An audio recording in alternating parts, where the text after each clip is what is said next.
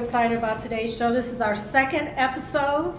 We're all about the community engagement. For those of you who don't know me, I am Malika Gardner, one of the hosts for Where the People Meet TV, and you'll be meeting our other two hosts in just a second. But this second episode is called Seeding the Right Leaders, and we know how crucial that is, especially right now.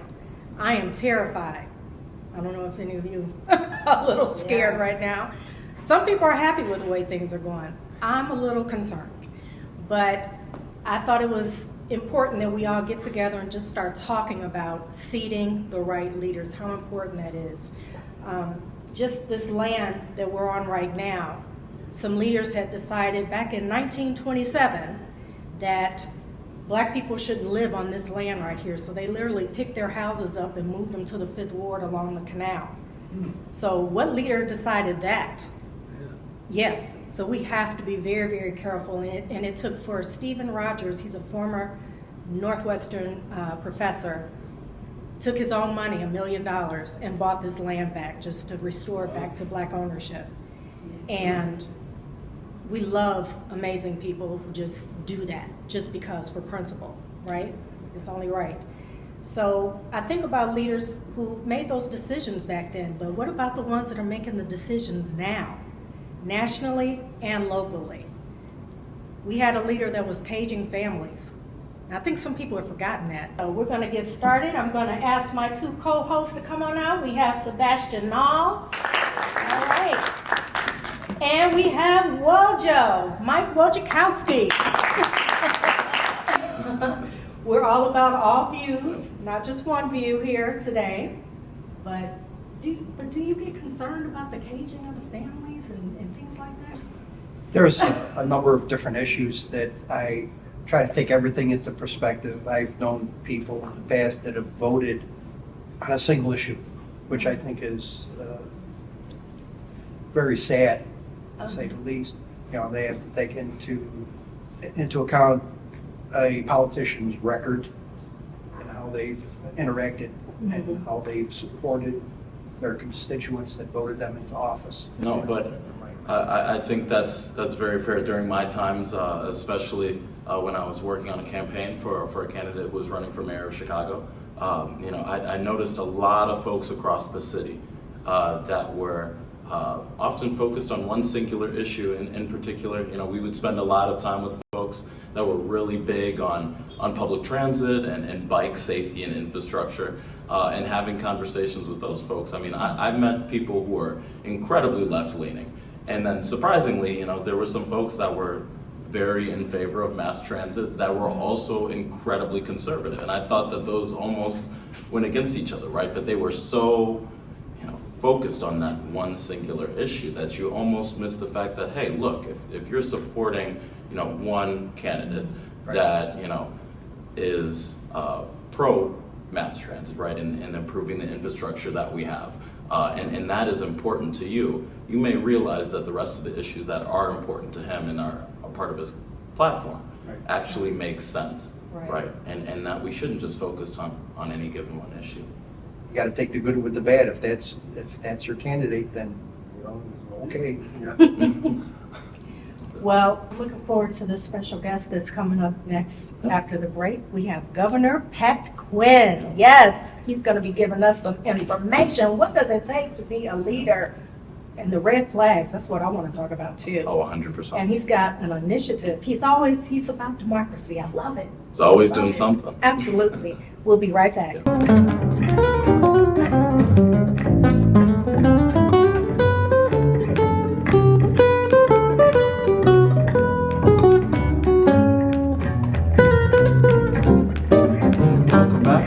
Happy to have you all here and happy to have this amazing audience here. And it's my pleasure to introduce our very special guest, 41st Governor of Illinois, serving from 2008, 2009, all the way up to 2014, 2015, and has really done some fantastic work and continues to do some great advocacy work here in the state of Illinois, and has led some fantastic work and has assisted in our community here in Evanston, especially with Evanston Voter Initiative. So it's my pleasure to introduce up to the stage Governor Pat Quinn. Yes.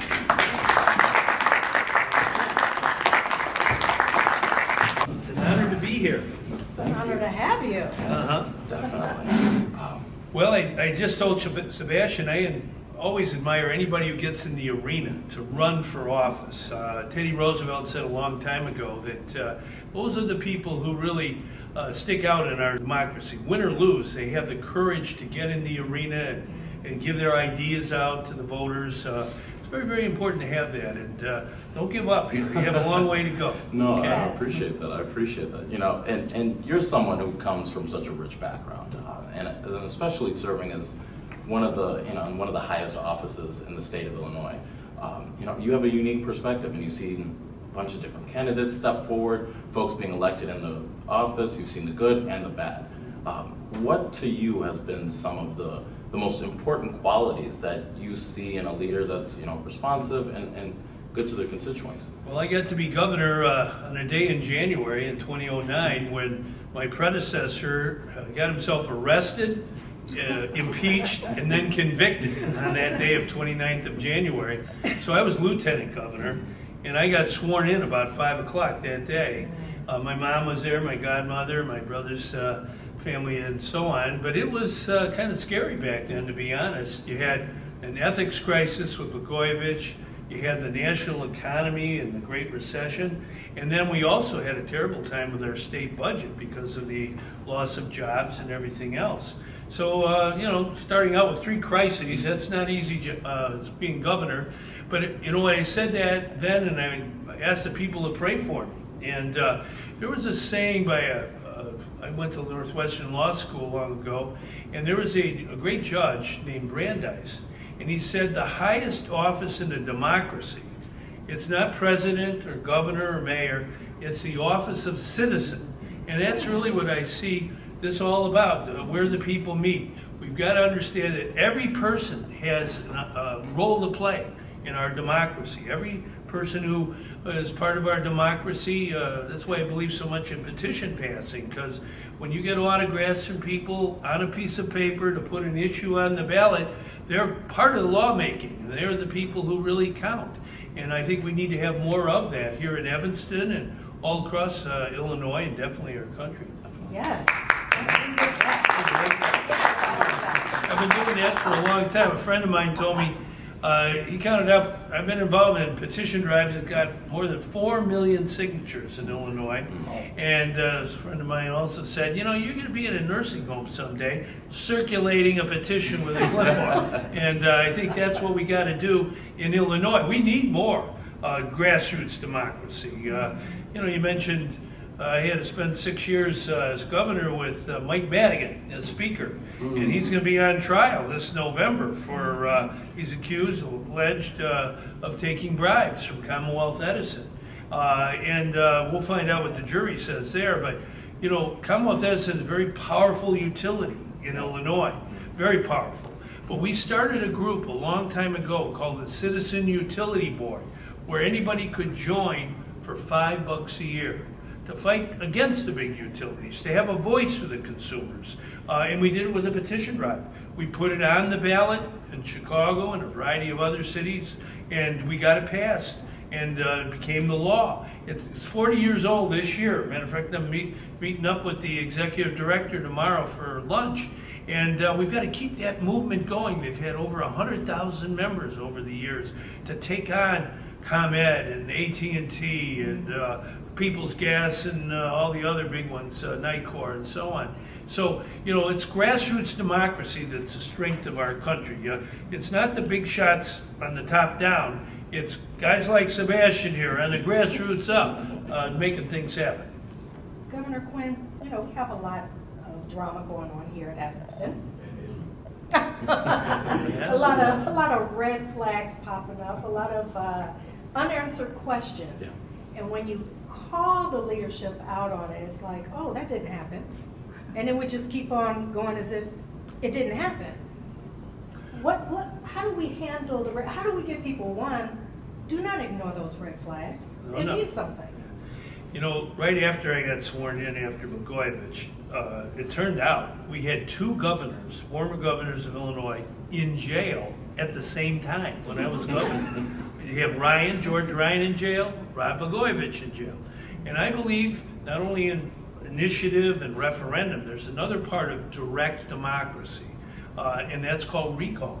And recall, I said we need to have recall in Illinois, so the voters, if they don't like what's going on with the governor, they can do something about it. A lot of our Midwestern states, Wisconsin and Michigan and Ohio, they have recall, and a lot of states around the country. And so I said, we drafted a constitutional amendment, we put it on the ballot in 2010, and the people voted for it 2-1. And it turns out that recall is something in the Midwest especially you can have for mayors and local officials as well. And here in Illinois, Arlington Heights and Buffalo Grove and Wheeling, not too far here from Evanston, all have recall. So people who are in office, whether it's a mayor or someone like that, if they're not doing the right thing, if they're breaking their promises, voters can recall them before their term is up. And in a lot of ways, recall is an accountability measure that keeps the incumbents on their toes, not just at election day, but every day in their term. So if they're breaking their promises, if they're ignoring important issues, they don't get to shuffle them under the rug. People can circulate a petition and at least have a recall election. And they just did this in Enid, Oklahoma. Turns out one of their aldermen there went to Charlottesville a couple years ago and was holding torches and promoting hate. And it was very interesting. You know, Oklahoma's quite a red state, a Republican state. But Republicans and Democrats got together with 2 women in their town. 2 women organized a petition drive to recall that alderman from office before his term was up. And so it shows that it's not used all that much, but it's a good tool to have for the voters, strengthen the voters, not the office holders. Let people who are voting for the office holders have more power. And recall, you mentioned, Sebastian, the Evanston Voter Initiative. Here in Evanston, a university town, if you look around the Midwest, almost every university town in the Big Ten, now it's got about 16 members now, but whether it's Ann Arbor or Columbus or Madison, Wisconsin, all of the people in those university communities have the power of initiative. So if they want to pass an ordinance, they don't have to just wait on, okay, council members, will you please listen to us? They can put it on the ballot as a referendum. And I really think Evanston needs that. And the city council here in Evanston and the mayor, let's get going here. Let's not just stand on the side of the road and watch the world go by. They have, again, initiative in Arlington Heights, which is almost exactly the same size as Evanston, and we need to get it elsewhere in Illinois. Absolutely. Yeah, it's, I've pretty much lived in Illinois all my life, mostly in Chicago. Uh-huh. And I've seen a number of different scenarios with politicians and how people vote for the seemingly the right candidate. And since you mentioned our 2 illustrious incarcerated governors, I used to have a joke that said, I love the state of Illinois, where the governors really do make license plates. Yeah, unfortunately, yeah. It was kind of a tough time. When we had the corruption scandal, we had to pass tough ethics laws to really, straighten things out after Ryan and Blagojevich.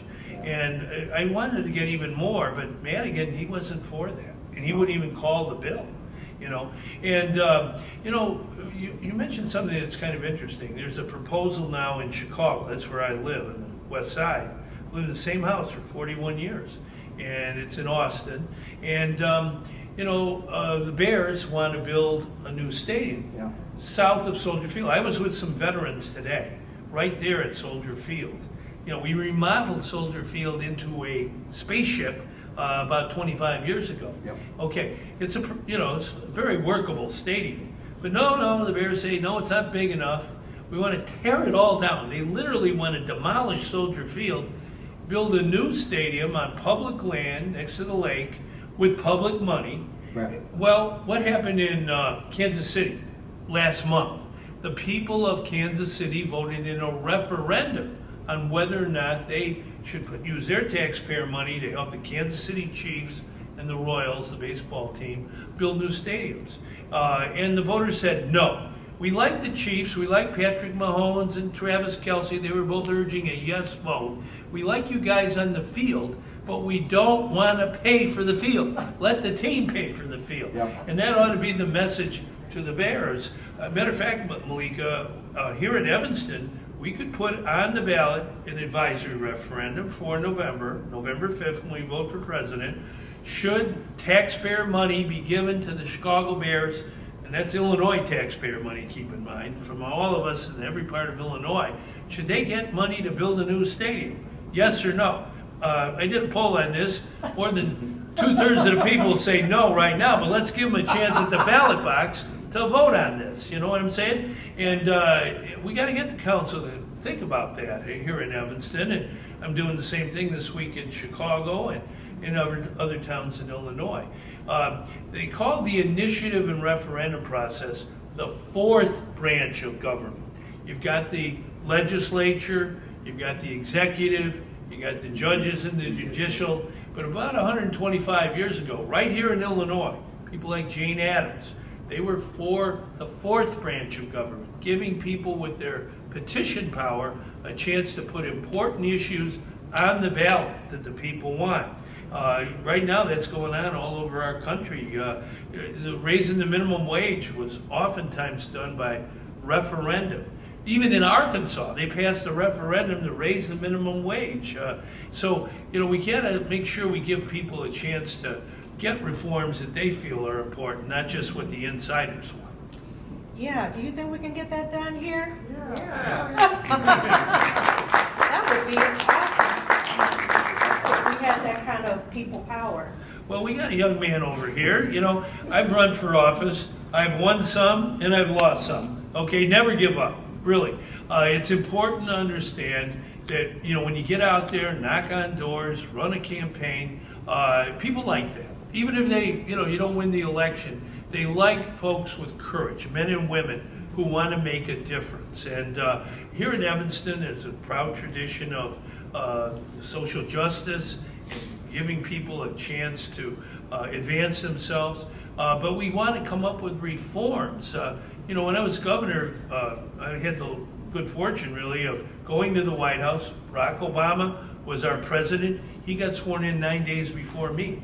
And so he wanted me to come to the White House and talk to him about straightening out his home state, Illinois.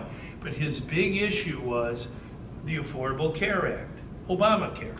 Obamacare means I do care. And we had to pass that through the Congress.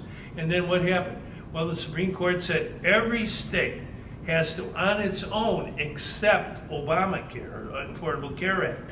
Well, it passed the Senate in Illinois pretty easily, and it had to go to the House. All of a sudden, Mike Madigan, he won't call the bill, and I kept asking him, please, call the bill. It's worth, for 1 million people in Illinois to have health insurance. And finally, we got him to call that bill, and it passed, and I signed it into law. And it was a great reform done by the people of our country demanding reform on health care. I was with my doctor before that. His name was Quentin Young, Dr. Quentin Young. He was a very famous doctor. He's president of the American Public Health Association. And we wanted to advance health care. We got on the Centennial Bridge in Rock Island, Illinois, and we walked from the Mississippi River all the way to Chicago and Lake Michigan for decent health care for everybody. That was our mission. If you want to lose weight, wait till August. It'll be about 90 degrees every day, and walk 167 miles across Illinois. You'll lose 15 pounds. That's what happened to me. But we really got the message going with people, everyday people we met along the way. And Dr. Young, he was still alive when the Affordable Care Act passed, and I actually saw President Obama, I think it was 2016, he came down, and I said, Quentin's not in good health, but Barack called him that day to wish him well, because that was his mission in life, decent health care for everybody. And we have to keep on that mission for everybody in Evanston and Illinois and in America. Well, Governor Quinn, I really admired you tried to get the voter initiative passed here. Yeah. And And I was watching that hearing. Yeah. And Ford, you went to battle for us, and it was despicable how it all went down. Don't remind me. No. Well, the now former alderwoman, she was not for our referendum, and to have her be a judge of whether or not it's on the ballot was quite disappointing. But never give up. We've got to keep on keeping on. We've got to make sure that people in Evanston have the same right to vote on issues as they do on candidates. And whether it's a liberal or a conservative issue, the initiative process is for everybody. It's what Brandeis said. The highest office is the office of citizen. And when citizens have a good idea for their town, for their community, they should be allowed to petition it onto the ballot. I can tell you, Malika, I remember being at the turkey trot here in Evanston where we're getting signatures. A little bit cold, but we got those names, and people were willing to sign the petition to put it on the ballot. We filed a petition, I think it was my birthday, December 16th, 2019. Well, what's that day? It's the anniversary of the Boston Tea Party. That's where we told King George we don't like the way it's going, and we want a new country. We want a democracy. So we've got to have that same kind of we can do it attitude and spirit here in Evanston and everywhere else. Chicago. It's not easy in Chicago. There are some longtime politicians who don't want to change, but we the people need to do that. We need to wake them up, and the way to do it is with petition and referendum. Well, I know you're a man about the people, so if anyone has a question, we're going to have you come to that mic over there. Before we get a question, I really like where the people meet. This is what it's all about. People power. And that's really a lot of credit for putting the movement together. The great changes in our society have bubbled up from grassroots movements, not from the top-down leaders telling you why they're great people. Can you hear me? I sure can. I agree with you that it's really important to work at the grassroots level. But right now, we have a presidential election coming up, and we have one candidate who is a very threatening candidate. And I just wondered, are you doing any work at a national level? And how do you feel about what's happening at a national level? Well, that's a very good question, and I think we've talked today about democracy and grassroots working together to make changes. And I think that's a key issue in the race for president. But for all of us in Illinois, we're not too far here in Evanston from Wisconsin. I have cousins who live in Wisconsin. That's what's called a battleground state in the presidential election. So if you have a candidate that you want to support for president, then, and we might think about knocking on doors in Wisconsin. The same way, I have other friends in Michigan and also Minnesota. A lot of cousins in Minnesota. We've got to make sure that we understand that winning elections is all about grassroots activity, knocking on doors, making phone calls. I was down in Kankakee yesterday. We have a program called Portrait of a Soldier, and we're right before Memorial Day here, and we lost over 300 Illinois servicemen and women who were killed in action in Iraq and Afghanistan. And I had a fellow on my staff when I was governor. He hand drew portraits of all these men and women, and it has a portrait, and also we put them all together. It's over 300. It's at the Kankakee Library. Very powerful.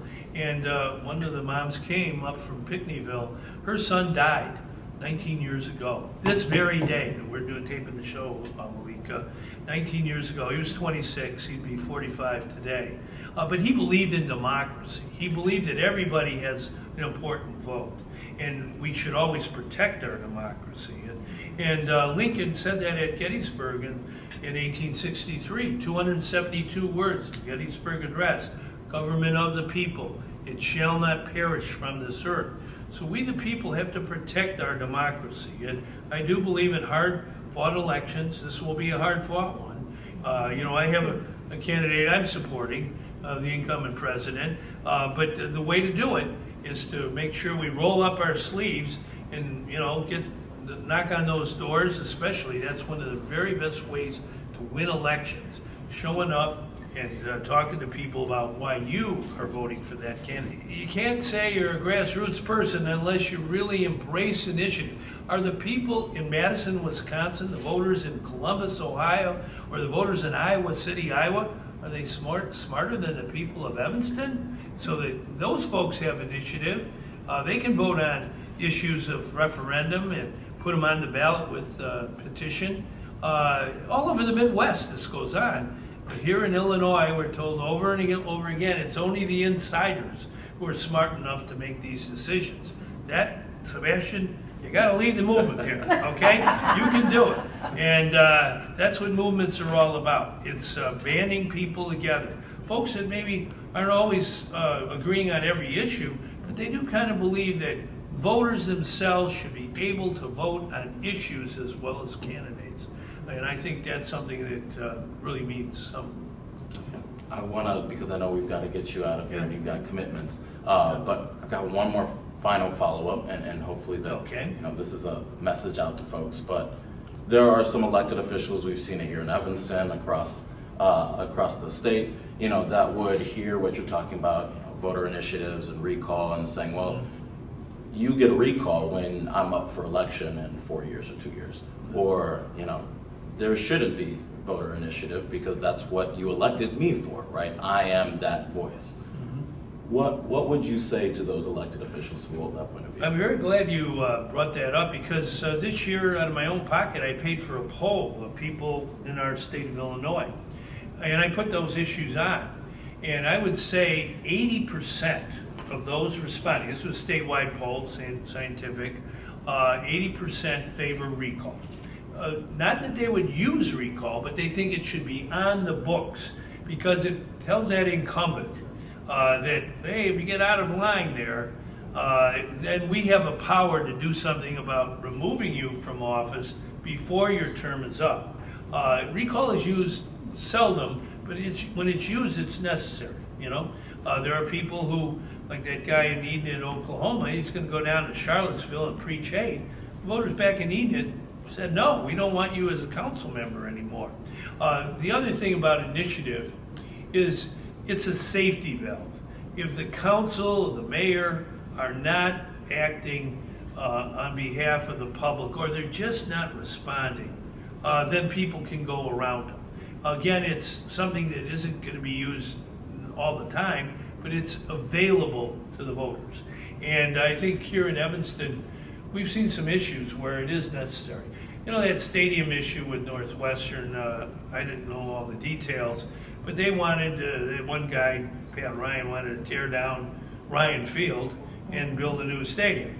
Okay, well, that's your opinion, but let's put it on the ballot. Okay, let the people of Evanston vote yes or no. Right. That's what we're trying to do in Chicago. Do we want to spend billions more dollars, including money from people here in Evanston or every other town in Illinois, for infrastructure for the Bears to build a new stadium on the lake? Is that a good idea? We should do what they did in Kansas City. Let's have a vote, a referendum vote. Under the Bears plan, they want to demolish Soldier Field that we just rebuilt 23 years ago. Soldier Field, I was looking up the history of it. It was built by referendum in 1920. People voted referendum to build it. Well, we ought to have a referendum right if they want to demolish it. And get this is the worst part, I think. The Bears not only want to tear down Soldier Field, that they demanded it be remodeled back a quarter century ago, but then they want to build this new stadium south of the current stadium, and they want to get the naming rights so that the new stadium will be Commonwealth Edison Park, brought to you by the Chicago Bears. And who gets the naming rights money? The Bears.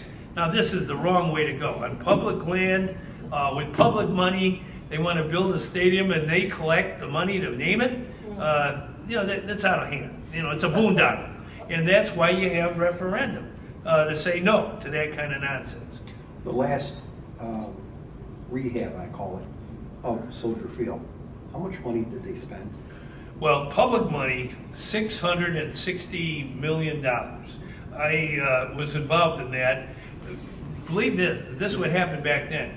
The mayor of Chicago at that time, fine fellow, but he made a mistake.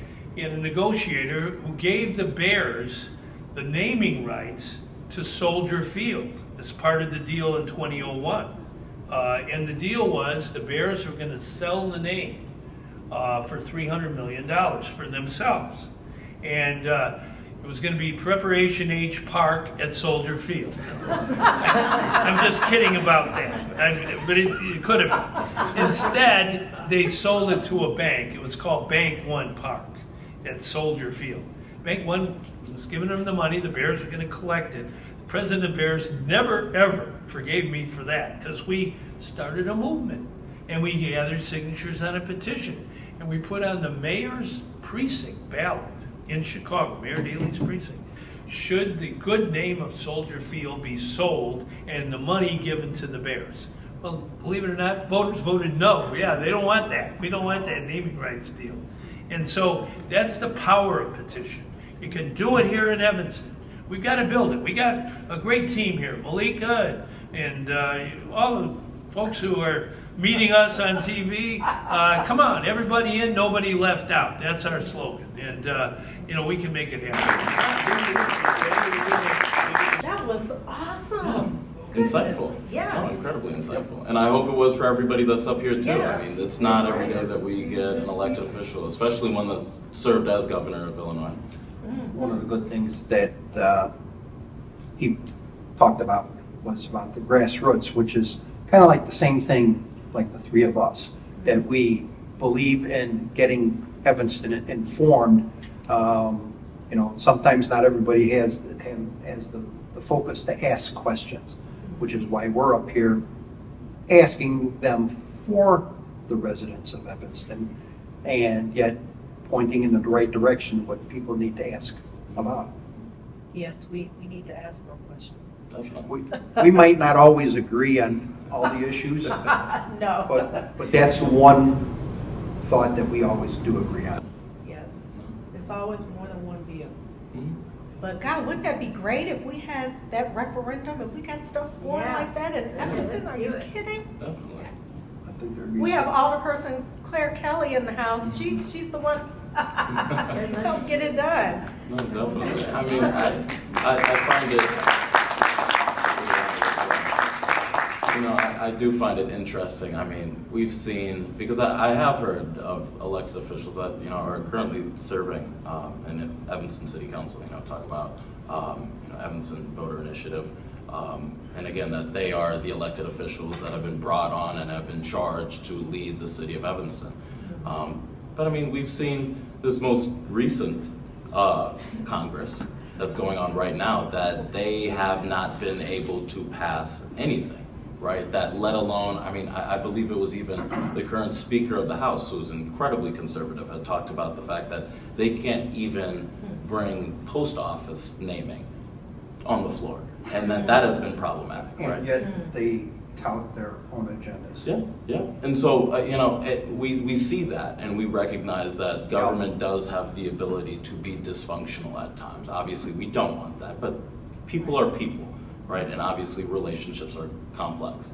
And if the residents of Evanston or the residents of the state of Illinois feel so passionately about a given issue, I would think that the will of the people, in the end of the day, that is the ultimate guiding force of what we ought to do, especially get on so many key issues. I'm really looking forward to, leading up to the 2025 election, and quite frankly, one of my favorite pieces alongside when I was running and having conversations with people was the idea that even when we're having conversations about complex issues and difficult conversations like we do on the stage, that those conversations then move the needle on those issues, right? And now we are more aware about those issues and we're more willing to act on those issues and then vote on them. We're going to be having a conversation with a fantastic nonprofit organization later. Yes. Who's doing some great work, and obviously there is still more work to do in the city of Evanston. Absolutely, absolutely. Sure. You know, I did send out invites to, you know, a few people who oppose the voter initiative, but they didn't want to be questioned. I wonder why. Why? Why do you think that is? They don't want to come on the stage to talk about why you wouldn't want that. But hey, we got a new election coming up, so what are we going to do? Keep on working. Keep So on grassroots working. organizing. Keep on working, that's right.